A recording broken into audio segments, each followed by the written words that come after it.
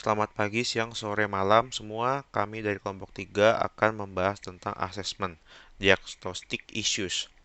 Ada Matthew, YP, Kevin, Dodo, dan Stanley. Selanjutnya, mengenali kelainan mental sudah menjadi isu di bidang psikologi klinis sejak dahulu.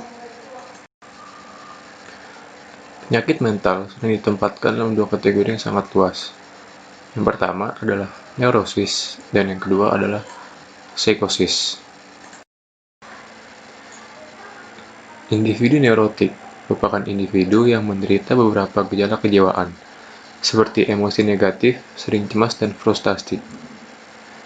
Biasanya mereka masih sadar dengan realitas.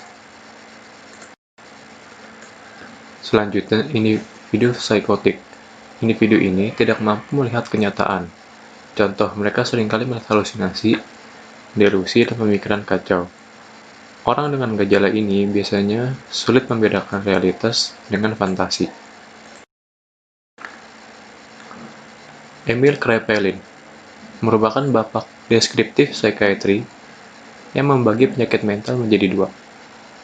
Yang pertama adalah exogenous dan yang kedua adalah endogenous disorder. Endogenous disorder disebabkan oleh faktor internal, sedangkan exogenous disorder disebabkan oleh faktor eksternal dan lebih mudah untuk diobati.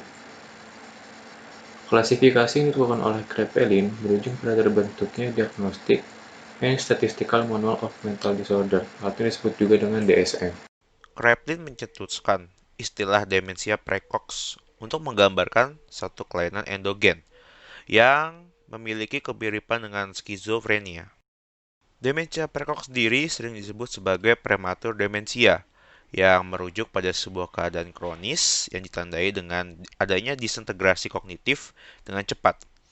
Biasanya terjadi pada akhir masa remaja atau awal masa dewasa.